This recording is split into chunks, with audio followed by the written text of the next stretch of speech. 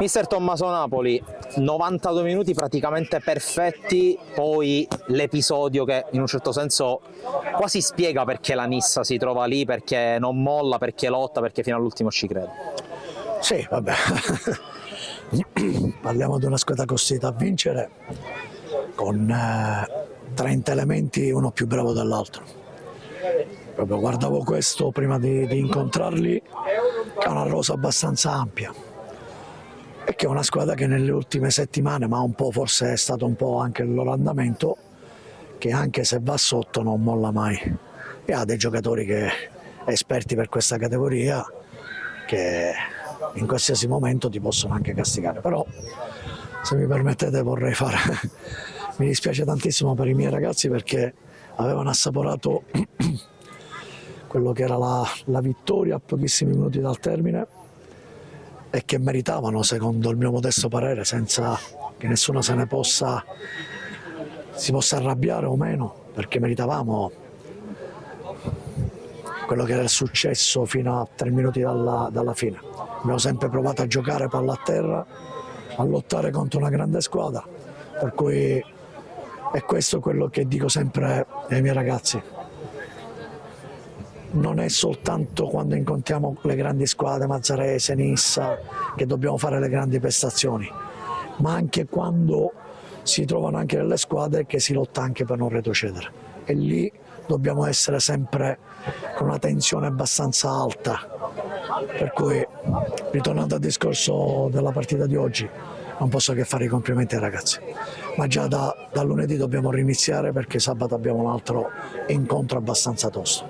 È che è quasi come se la tua squadra avesse recepito il messaggio della scorsa settimana. L'Accademia Trapani ha preso subito l'iniziativa nei primi minuti, questa volta sia nel primo che nel secondo tempo c'è stato quasi un dominio della Don Carlo nei primi minuti. Ma perché domenica scorsa, anche se poi siamo lì a parlare il martedì, l'approccio non è stato di quelli un po' come visto oggi, come visto magari a Mazzara del Vallo contro lo Sciacca, perché contro lo Sciacca abbiamo fatto una grande partita ed è questo l'atteggiamento che dobbiamo tenere. Qui non c'è mai una squadra che può stare tranquilla, ogni partita è una battaglia, o si incontra la terzultima o si incontra la penultima. Avete visto anche negli ultimi tempi le squadre che stanno facendo punti sono quelle di sotto, perciò vuoi o non vuoi devi stare sempre con la tensione alta.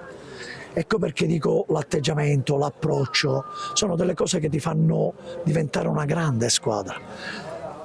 Se la Nissa è lì sicuramente ha tanta qualità, tanti giocatori esperti, bravi a vincere questi campionati e non mollano mai, anche se potevano prendere anche il secondo gol. Noi dovevamo chiudere la partita, non siamo stati bravi a chiudere la partita e tenevamo sempre una partita aperta e fino all'ultimo. L'hanno pareggiato, però va bene, ok, ormai è andato.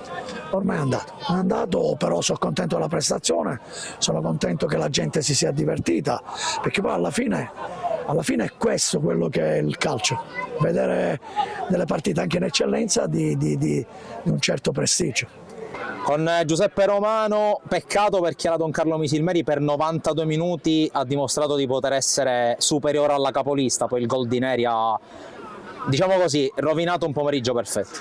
Sì, è stata una bella partita, penso che il primo tempo non hanno fatto un tiro, hanno solo creato un tiro dalla lunga distanza, poi all'ultimo siamo in un errore, una nostra sfortuna, loro fortuna, è nato il gol su una deviazione e tu per tu. Abbiamo l'unica occasione che hanno creato, siamo andati sotto, hanno pareggiato. Tra l'altro nel tuo caso parliamo un po' della tua stagione ora, tu ti sei preso le chiavi del centrocampo, prima con Tumminia, ora con Napoli, sei uno dei protagonisti di questa squadra. Io sono uno dei protagonisti come tutti i miei compagni, sia chi inizia sia chi è in panchina, e siamo tutti protagonisti, diamo tutti il massimo e lo dimostriamo in settimana che lavoriamo, pedaliamo e questo ci fa onore e penso che oggi si sia visto un po' il risultato che noi ci stiamo impegnando tantissimo e puntiamo a liberarci subito dalle zone basse. Ecco, infatti mancano 8 giornate, la salvezza non è ancora arrivata, però si avvicina con queste prestazioni. Penso, e lo posso dire, continuando così con queste prestazioni, penso che la salvezza arriverà il prima possibile.